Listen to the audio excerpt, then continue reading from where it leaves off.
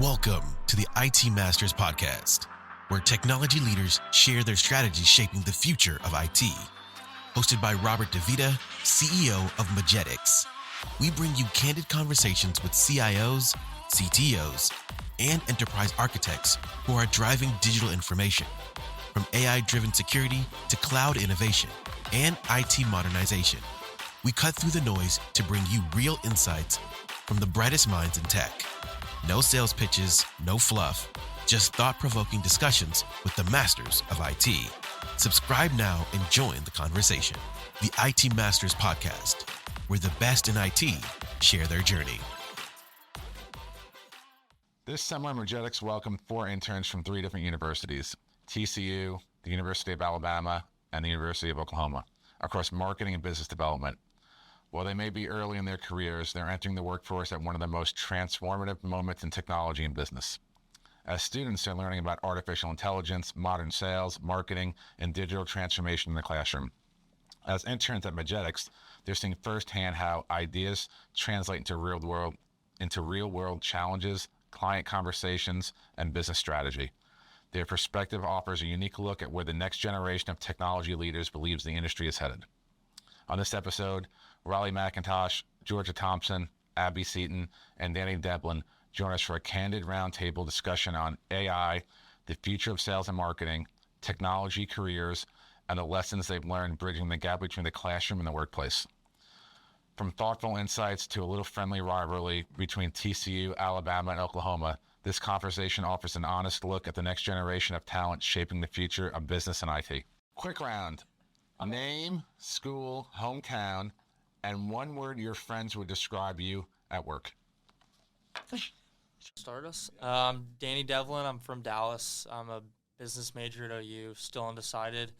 And let me think. One word my friends would describe me at work, I think, on the quieter side, but I think I still work hard and make the most out of my shift in that day.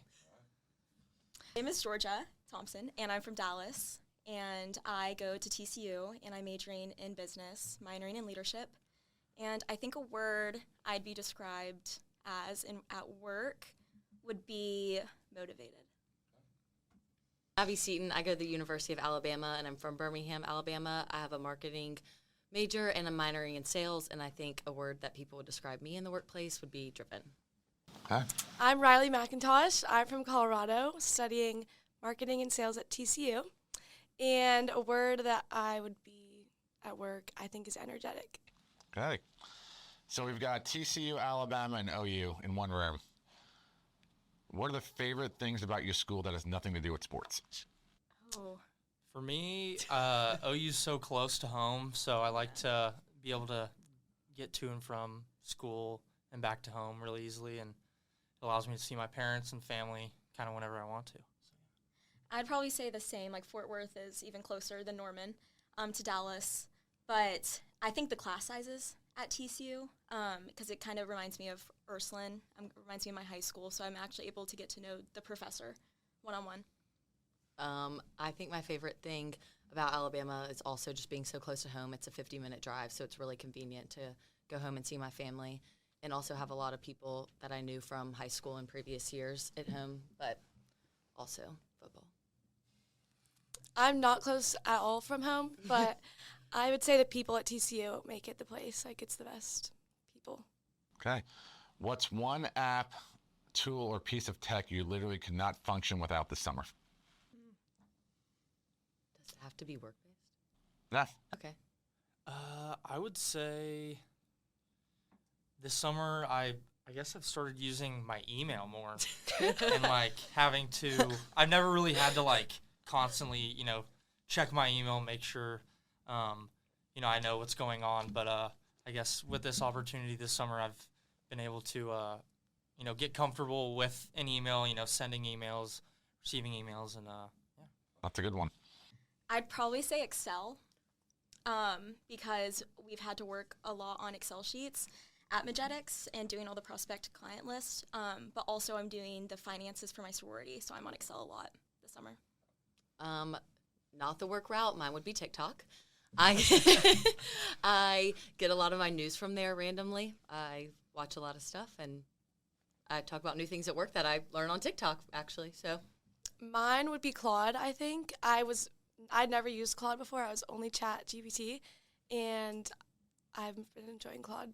Couldn't live without it. If you had to describe the Mejeticks office in 3 words, what would they be? I would say fun, hardworking, and funny. mine would be collaborative. Is that how you pronounce it? Yeah, that's a good Collaborative? one. I didn't know I mispronounced it. Collaborative, friendly, and energetic. I'd say hilarious, teamwork, and knowledgeable. I mean, I think y'all hit all the points, but I think I can also add it's also enjoyable. I think I actually enjoy, showing up to work and, being there for the full day and getting to interact with everyone. Cool. All right, Abby, what's a completely random skill or hobby you have that would surprise people?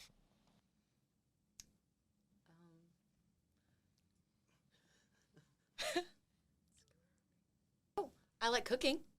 I don't know if that's random. It's not. That's a hobby. No, let's try someone else. That's a hobby. I can play the piano.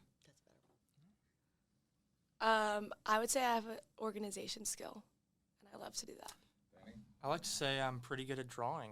Oh, that's a good one. Wow. Okay. Riley, as a marketing student, what's the biggest shift you're being taught right now, and how brands should market to your generation?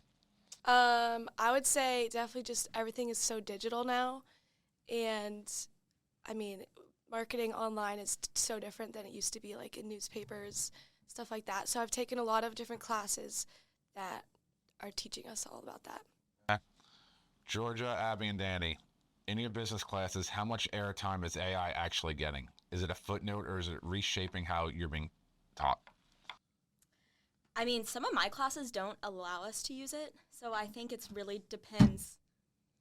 I can't say that. No, you can't. It just blows my mind. No, it does. It's like some don't let us use it, and if we do, we definitely have to cite it. A lot of like English classes, a lot of my writing classes, you can't use it to help you write. But I took a BIS class, Business Information Systems, and we use it every day. I mean, yeah. I think it's definitely used in almost all my classes, but the teachers do encourage it, but it's definitely more minimal than I think a lot of the students would like. I think we would like to use it in a lot more different areas, but they definitely minimize it and only keep it to one area of the project or the assignment and things like that. But I think Alabama's doing a good job. They just actually got a course for AI fluency in the workforce, so I think they're integrating AI a lot more, and hopefully they'll get more classes.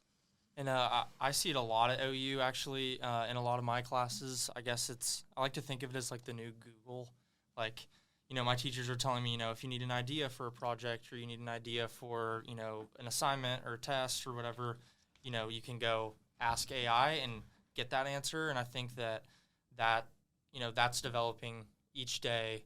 And I think we'll get to a point where, we'll be using AI and instead of Google. And Sort of blows my mind that there are classes that aren't allowing you to use AI. It reminds me of when I was in school and you weren't allowed to use a calculator. Really? And you're like, it's the same thing. Like, we just keep repeating the stupidity generation after generation about not giving students the tools they need and that they're going to need out of college. You're going to use a calculator and you're going to use AI once you're out of college, so I don't know why you should limit it. While you're Absolutely correct. I mean, I think schools are doing their students a disservice of not showing them how to use AI and how to use it responsibly. And you guys see this, we use it every single day, every hour. It makes us more efficient. It makes us, better stewards of the information that we're giving to customers. The one thing I can share with you guys is that, get as much AI into your daily life as possible. Because when you exit school and go into the workforce, if you don't have AI skills, you'll be at a significant disadvantage to the rest of the workforce. Yeah, I feel like my biggest takeaway from my BIS class was that you won't lose your job to AI, but you'll lose your job if you don't know how to use it. And I feel like that really stuck with me. Absolutely. Yep. Okay, is there anything you're learning in the classroom about AI or tech that you think is flat out wrong? At OU, they really focus on using AI in the right way, and they also make it clear that you shouldn't be using AI just to get things done. You also want to understand it and know how to use it to help better develop when you need to use it. I don't think it's wrong. I think, at least at Alabama, it's very much self-taught, so you have to play around with it and see you use it to how, like, your day-to-day life, rather than they tell you how to use it and what to do with it. I feel like a thing, I guess that I don't, agree with, or what that they're telling us is like that when classes don't let us use it, because I feel like still people are using it, and then that's putting them at an advantage, and then you'll fall behind, and I don't know, Yeah, I agree with that. I also feel like it's like when professors use AI and they like don't, you can clearly tell that it's AI. Like some of my assignments I would get, I was like, I'm pretty sure she just printed out. I feel like I don't agree with and it's that like use almost. It's like, why can't I use it to make my PowerPoints better Yes. and cleaner, you know? Are you guys recording your classes at your end? I have. Recording? Only my math class records. I think some professors record it, like in case you're sick or something, which I appreciate that because like to go rewatch it. I have done a voice memo in a few of my classes, but other than that. Yeah, what I would recommend is, voice memo or get some type of recording device and get a transcript. Yeah. And then load that into ChatGPT, Copilot, whatever you're using, and it'll summarize everything that the teacher said, right? It'll give you an hour's worth of knowledge in 5 minutes, and it'll really hit the high points. That's probably a really easy way to look at, hey, how do I study for an exam? What did the teacher actually emphasize during the session? And then you'll have essentially a workbook of the entire semester. There's also like AI note taker apps, right? That you can put on your computer. Any of those, anything you can do to get a transcript and run through an AI, I should say, hey, summarize this class for me, give me the high points. You can even ask, what are the likely items out of this class to be, given on a test? One of my marketing professors, I don't know what platform it was, but it's like this platform that you basically plug in like the whole class transcript, and then it makes a podcast for you, so you can listen to it, and it I've like heard of that. reteaches. I've never done it, but I want to try that to help you study for an exam. I have heard of that. My friend uses it. Do you feel like your school is preparing you well for a tech-driven business career, or do you feel like you're teaching yourself the real stuff?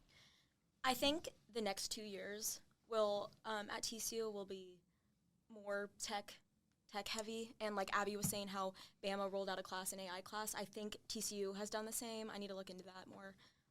So I think they're wanting us to know how to use it, and I know TCU even has their own like AI platform that they use. So Yeah, I feel like they're definitely like promoting technology. yeah, I was horrible at PowerPoint and Excel, and our business school makes you get certified and all that, so It's really tough as a marketing major to be horrible at those two items. crucial. I said earlier, I think a lot of it is self-taught, but teachers are doing a good job of implementing it, and Alabama is listening to the students and about what they want and what they do want to learn. So I think they are listening, but I think it will just slowly come over time. Feel like the teachers are learning at the same pace you are? 100%. Yeah. And which I think they learn from us also. We go back and forth with our teachers in class about AI and how we use it in our day-to-day lives, but they're also learning at the same pace as us because it's very new to them as well. Yeah, when we look at, sort of at a related note, when we look at where do we invest our time and money into colleges, right? One of the biggest things that we saw from TCU is that in their sales center, they don't have teachers teaching sales. They have people that ran large sales organizations that are now teaching students, right? I think it's really important to have real world experience, whether it's teaching a subject or it's, showing people how to use AI tools, right? Students shouldn't be learning at the same pace as their teachers. Your university should have people that have used these tools, are proficient in them, and can show you how to use them. So that may be where some of the disconnect is about, hey, I don't want you to use some of these tools because they may not they themselves may not understand, how do I get from, really bad prompting to good prompting without reading a book, right? So I think the universities are 3 to 5 years behind in teaching the skills to students that they need to enter the workforce. But with that said, there's no shortage of ways that you can learn yourself, right? Even like on TikTok, like I find things to do on Claude on TikTok every day. Like I was sitting in the movie the other night and then I figured out, hey, how do I prepare myself better for the day? So I made a scheduled task of, go in and look at my calendar for the upcoming day, and at 9 a.m., give me the 3 relevant emails that pertain to each meeting, and then also look at any other emails that don't have the customer's name in it, but that are on the topic that we're going to talk about, right? So now I can go into every day being prepared, and that's something that I found on TikTok, right? So if your universities aren't giving you the skills that you need, you've got to go out and find them. Like it's imperative that you do not enter the workforce without knowing how to use these tools. Like I can't stress that enough. You were talking about that AI class, right? You probably would not have learned about it if I didn't see it on an Alabama parents Facebook page, right? I think schools are doing their students a disservice right now by not giving them the tools they need to succeed. But you guys see this every day. Am I off in what I'm thinking? I think you're totally correct. Yeah, I think you hit on the spot. And kind of back to what I was saying, I think the problem at OU is they focus too much on students just using AI in the wrong way, and they're not really worried about, how does AI actually work and how can I, help these students learn in a good way to where they're not using it as a disservice. I think all the teachers they're obviously learning at the same pace as us, so they don't see how beneficial it can be for note-taking, all those different things. So I think that's where the disconnect for sure is. I feel like they view it as like a threat to like their teaching abilities. They don't want it to like overpower them. When it's just an added bonus. When like they can use it to help. Yeah. I'd be super excited to have a kid now, and in 18 years, the universities are going to be obsolete. Yeah. Right? You're going to be able to learn whatever you want at your own pace, at your own time, right? I don't see a significant future outside of sort of research for universities, right? Because I think AI at some point will be able to, universities will become the new driverless cars, right? You'll have a Waymo as a university. You go wherever you want. Like no in-person classes? I'm saying you'd have to opt in for in-person. Okay. Right? You should be, in the future, you'll be able to learn whatever you want at your own pace, at your own time. So yeah, I think, again, universities are doing their students a significant disservice right now by not embedding AI in every single class that they have. We can't. All right. When you hear AI is going to change everything about business, do you believe that, or do you think it's overhyped? I sort of believe it, but I also think it can kind of be overhyped. I think it just depends on what it actually is AI is helping with or servicing. I think it's overhyped. I think it's not like if the company will implement AI, or I think it's more of a win because the companies who already are implementing it are doing much more at a faster rate than the companies who aren't already implementing it, because I think they're scared of what it will do. I mean, I feel like it might be a little overhyped. I don't think it's going to completely change because, people are still so important. I just think it'll make things more efficient. Yeah, I agree. Do you guys prefer self-help, or do you prefer talking to somebody? Like, for instance, if you've got a problem with a company, right? Would you prefer let's assume the AI chat agent or voice system that you're talking to can solve your problem. Do you prefer going that route, or do you still want to talk to an actual human? I feel like it definitely helps when it's like automated. You press a number, they'll direct you to what department you're trying to look for. But I personally love to talk to a human, but I think the combination works pretty well. I think it depends on the situation. Sometimes if I want to do a review or have something to say, I would just like to say my peace of mind and just click send. But other times I want to speak to a person to actually get down to the nitty-gritty and solve the actual problem because they know more, in my opinion. Yeah, it really depends on, I think the company I'm talking to. Like, if it's an American Airlines, I need to talk to a person. I do not want to talk to a robot. But I'm it's totally the other way. I'd rather just go in and self-serve myself and hope, and let's assume it fixes your problem. That's the best.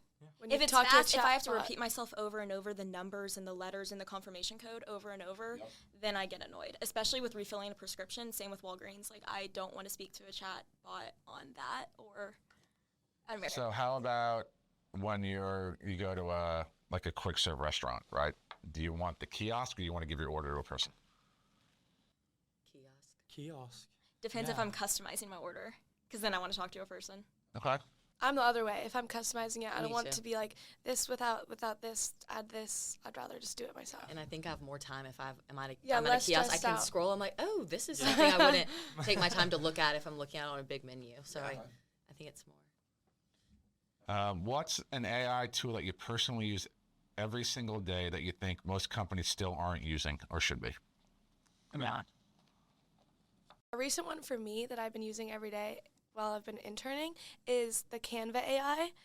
I use Claude to give me a prompt to give to Canva, and I didn't even know that Canva had an AI, and I feel like it's insane, honestly. So It's really saved someone like you who's not good at PowerPoint. I recently actually got the Adobe AI thing, and to help with photos, I had to edit a lot of photos, and I had to edit a lot of background, like people, things I didn't want in the photo out, and it was kind of insane. Also, you can change things, so maybe don't put this in, but say you don't want to post with a beer can, you can say, I want the beer can to be a Coke bottle, and it'll literally transform the object. It was kind of really interesting. That's one thing I would tell you guys. You have the ability to get a lot of these tools either free or at a very low cost. Yeah. You can, an Adobe Acrobat, the entire Adobe Cloud Suite is, I don't know, hundreds of dollars a year for one license, right? And I think you guys get a lot of these tools for free. Yeah. So that's one thing I would sort of encourage you is to, the resources are out there. Go and try different things, right? And try not to give away your student email address because you'll continue to get free stuff. Oh. I was going to say, it's also so important to see what your university offers. Yep. Oh yeah. Because I didn't even realize, I I guess we have Chat Plus offered to us. I didn't know I that. didn't. I think I we didn't have know that colleges offered. did that. Oh. Yeah. See, that's also where a disconnect is. I wish they would speak about it Right. more, Yeah. let you know what you Yeah, have. Just promote like it. the It's AI like, class. it's like I they don't didn't want know you how to use it. Yeah. I'm pretty sure all of you know that you get a discount at Target every year, right? Oh, yeah. But that's only for a week, right? But you know it. I didn't know that. You get Now I do. you get a 20% off or a 50% off a purchase. But Netflix subscription, or not Netflix, You but get that? not Netflix, but I know you get, I think Peacock, maybe Hulu, you get different subscriptions or a student student. discount. Yeah. You see the disconnect, right? Your schools aren't telling you what tools you need or that you can get your hands on to start using, right? So again, a lot of this is sort of self-service. Go out and ask and find it. That's why I think freshmen should have to take a class on what the campus offers, where everything is, especially when you need career help. I feel that's been a disconnect at TCU. My dad's what's out there? Go talk to them. And I'm well, we have the Alcon Career Center, but I've never been told how to approach it. And I think that would have been very helpful starting out. Well, I can tell you my daughter will be a junior at Alabama and she has no idea how the buses run on campus. I go have to no Alabama idea and how I- the buses run. I look at them, they say where they're going apparently. I also don't know where half those places are, so I've Yeah. never gotten on. She'd rather walk in the rain than get on a bus. I would, or call it, Blows my mind. Me too. because they don't tell you. And the bus takes longer. As BDRs, you're on the front lines of outbound, cold calling, emails, prospecting. How is AI embedded in that job? Okay, what I found super interesting in the cold calling was the platform y'all use, Kixie. I mean, I don't know. This is probably, I bet a lot of businesses do this, but I've never seen something that can call 4 or 5 numbers at once. I don't know. That was really cool. And then whoever picks up first, and then it would give me the contact name of the person, so I would know who I'm talking to, where they work. So I'm oh, is this Joe at blah blah blah? And so I thought that was really cool. This may blow your mind, but back in the day when I was in college, cold calling was looking at a card and typing in the number one at a time. That's what I thought. That's what I was I- like, Megan, that's what I I'll assumed. get my phone out. She's like, no, we call on the computer. I'm what do you mean? Do you have a phone number on your computer? That amazed me too. Yeah. And I think back to what Georgia said earlier about efficiency, I think, everything's becoming a lot more efficient, when it comes to emails or, cold calling, like 5 people at once. That, that takes out another 20 minutes of your time when you I'm mixing up my words, but like when you need to, like you're getting to call more people, more opportunities, at a faster rate. Yeah. And Riley, with your posting content, that was cool. The AI, you can talk about it. You don't have to. Like how the posts are scheduled to post. Oh yeah. How it'll do it for you. Like that's pretty cool, right? Yeah. Yeah. Riley, Yes. from a marketing lens, do you think AI-generated content is a threat to creativity or a tool to make creativity move faster? I think it's both. I feel like now a lot of things online, if you're scrolling on LinkedIn, social media, even companies' websites, I feel like you can tell if it's AI generated. And I feel like that is kind of the threat aspect. Like everything now looks the same. I was looking at this Substack article talking about that, and it's like everything's the same. It's just like robots talking to robots.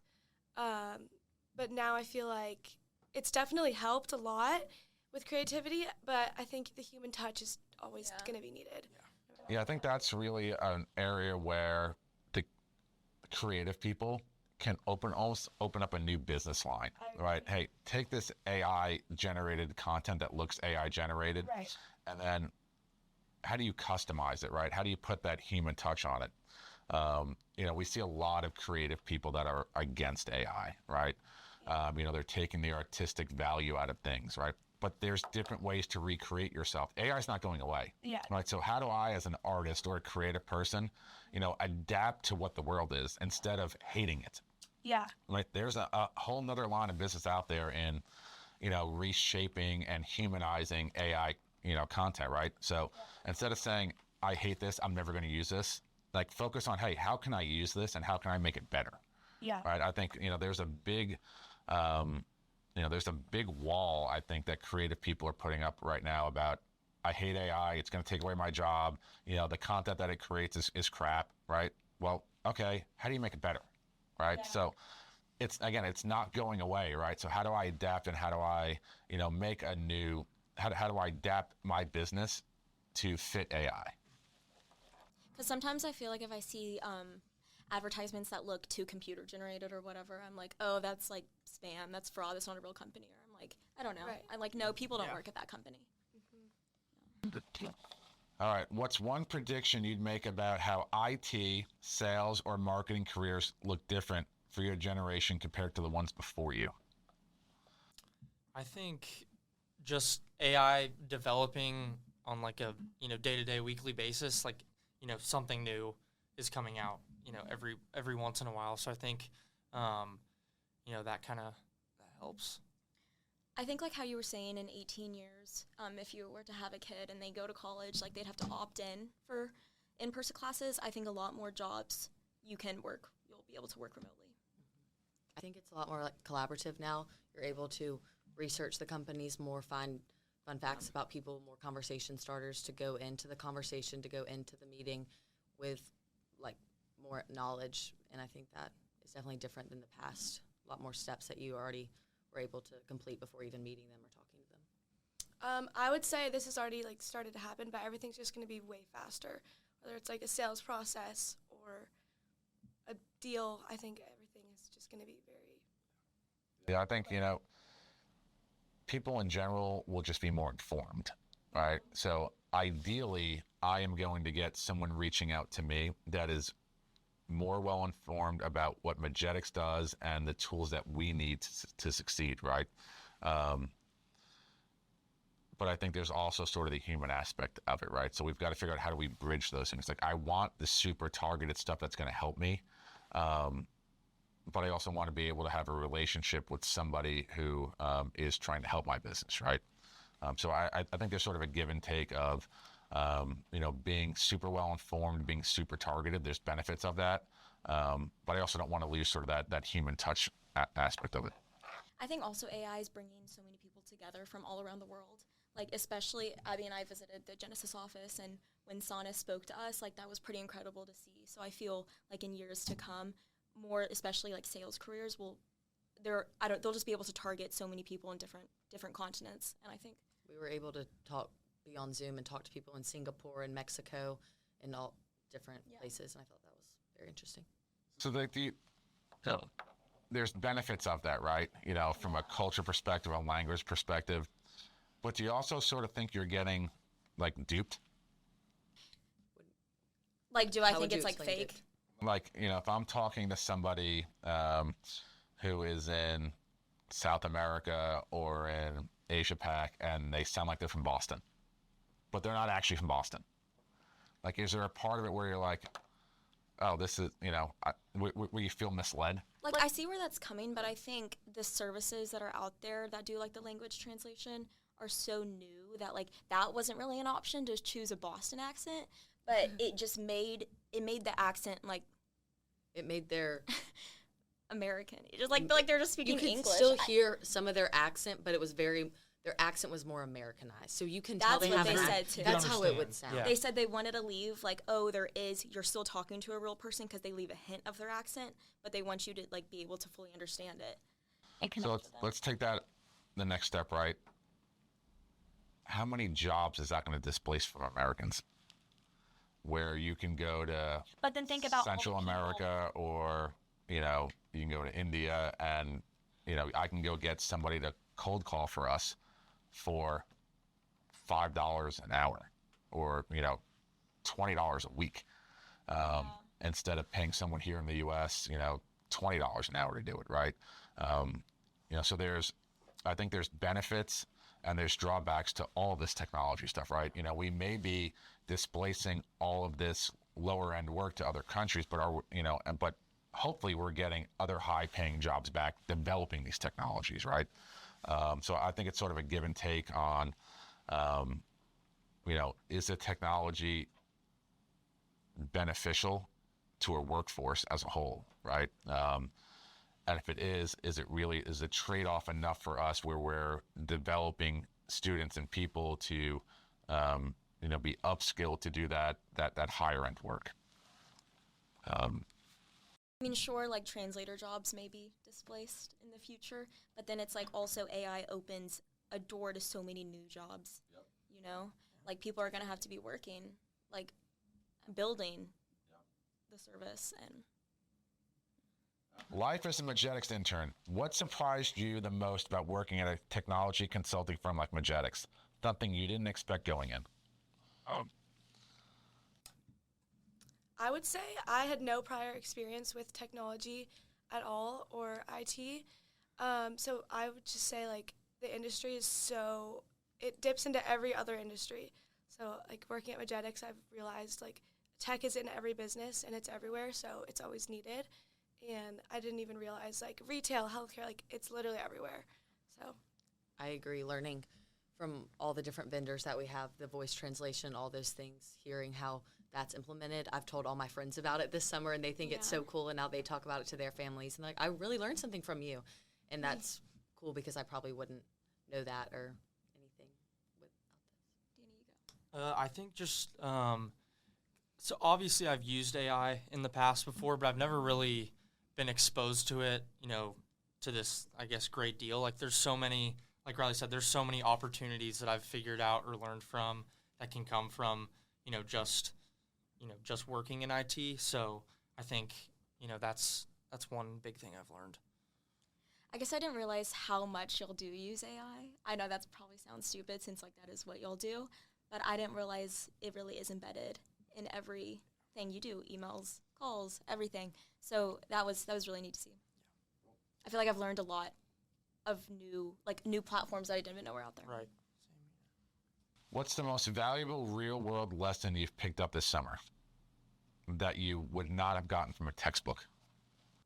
I think just talking to new people. We've been on different work trips, met so many people. I think networking and connecting with people is something that you can't fake, and you can't do that behind a computer screen. So I think talking to people face-to-face is great. Yeah. What do you got? Talk about how beneficial or unbeneficial would be to do a virtual internship as opposed to being in the office. I would say that would not be beneficial. I have had internships in the past that were fully remote, and the first thing is it's so hard to get motivated and actually sit down and stay focused. I would say being surrounded by people is super motivating, and you can get ideas from people. If you're sitting by yourself, I feel like you don't get as much out of it at all. Being able to look over to my left and see you, Rob, and being able to ask you a question about a tool is very beneficial. That I would have to do a lot of research on my own. Hearing your viewpoint or perspective on things and anyone else's is great. I'm such a people person, so I hate. I cannot work remote, and I never want to work remote, especially like an online class. I can't learn that way. I need to be there, and I've just always needed to be there. But maybe down the road that may change. But I definitely love going into an office. Yeah, no, I'm the same way. I think, like, back to the environment aspect. Work's enjoyable to me, so I look forward to showing up every day and things like that. I think that helped me learn more and benefit more from having this internship than having to sit at a desk and sit there every day. So I'm not sure, like, what do your friends think, right? Do they want to work remote? Do they want to go to an office? Because, I think we talked at TCU in the sales center, and it was like 80% of the students want to be in an office. Yeah. Right? Are we seeing this? Because, there was a huge work from home trend and people not wanting to go back to the office, which I think has its benefits for people in different stages of their careers. But I'm a huge proponent of, especially for young people, being in the office every day. Like, what are your friends saying? Like, when they are looking for a job, do they want to be remote? Do they want to work from home, or do they want to go to an office? I just think, like, how do you even build social connections when you're out of college if you're not going into an office and working with, like, your coworkers? I mean, a relationship can only be so much over the phone, I feel like in-person time that's how you build connection. I have one of my really good friends actually is doing a remote internship right now, just from his house every day during the week. And, I was talking to him just like, do you enjoy it? How is it? What are you doing? He's just like, it's enjoyable, but I don't, there's no people aspect. Like, I don't know anything about my boss. I don't know anything about who I'm working for, working with. I'm just kind of doing the work. So I think being in person and interacting with people helps you. Yeah. There's also so many distractions at home. I feel like I couldn't ever stay on track if I were. I think too, people, like, especially when you're starting your career, it's important to, like, watch how people interact, watch how they talk professionally. Yeah. Even if it's like, I watched Claire, like, prompt AI to Claude, and, like, I'm learning just by watching. So. Okay, lightning round. You ready? Yep. Ready. Let's hear it. AI, friend or foe?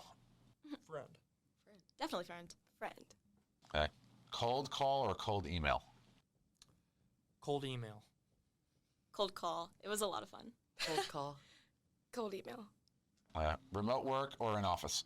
In office. Office. Office. TCU, Alabama, or OU? Best campus? OU.